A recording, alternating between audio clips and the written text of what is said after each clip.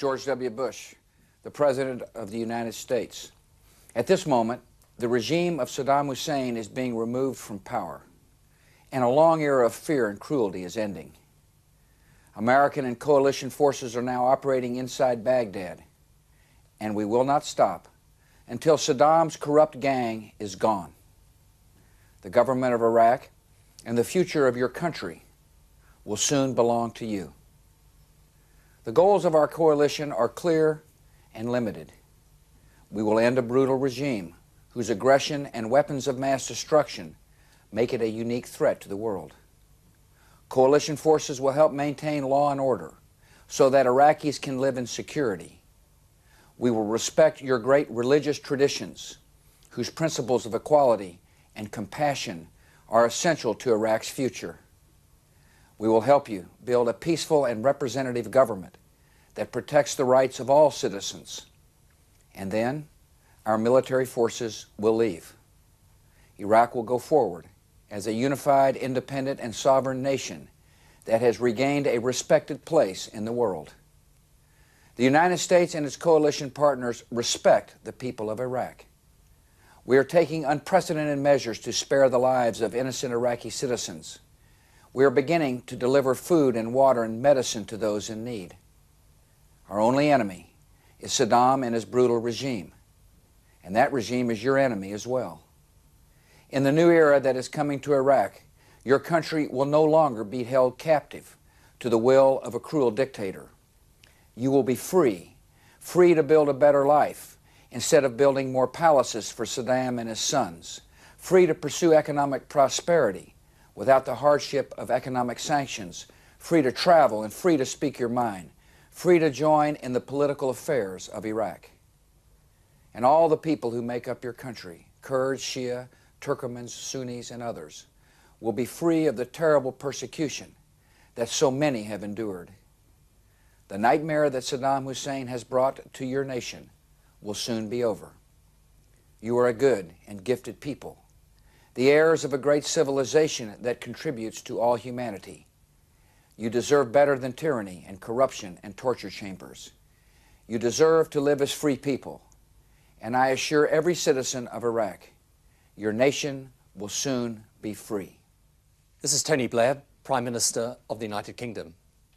I'm glad to be able to speak to you today to tell you that Saddam Hussein's regime is collapsing, that the years of brutality, oppression, and fear are coming to an end, that a new and better future beckons for the people of Iraq. We did not want this war, but in refusing to give up his weapons of mass destruction, Saddam gave us no choice but to act. Now that the war has begun, it will be seen through to the end. We will continue to do all we can to avoid civilian casualties. Our enemy is Saddam and his regime, not the Iraqi people. Our forces are friends and liberators of the Iraqi people, not your conquerors. And they will not stay in Iraq a day longer than is necessary. I know, however, that some of you feared a repeat of 1991, when you thought Saddam's rule was being ended, but he stayed and you suffered. That will not happen this time. This regime will be gone and ended. And then we will work with you to build the peaceful, prosperous Iraq that you want and that you deserve. And this Iraq will not be run by Britain, or by the United States, or by the United Nations. It will be run by you, the people of Iraq. Our aim is to help alleviate immediate humanitarian suffering and to move as soon as possible to an interim authority that is run by Iraqis.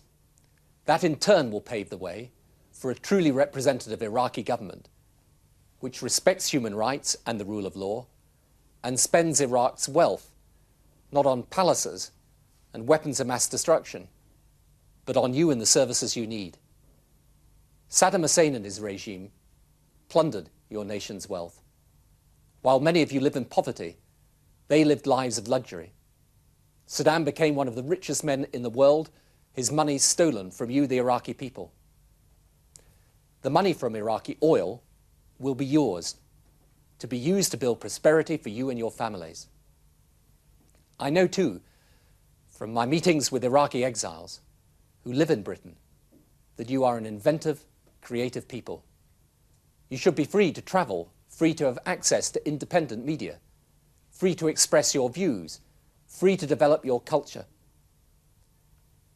My experience of people the world over is that we all want to be able to live our lives in peace and in security. We all want to give our families the chance of a decent life and future. For years, that chance has been denied to you. Millions of your countrymen and women have been forced to leave. Many thousands have been murdered, tortured, brutalized by the regime. Now we want to give you the chance to rebuild your country, to rebuild your lives, to give your families a chance of that better future.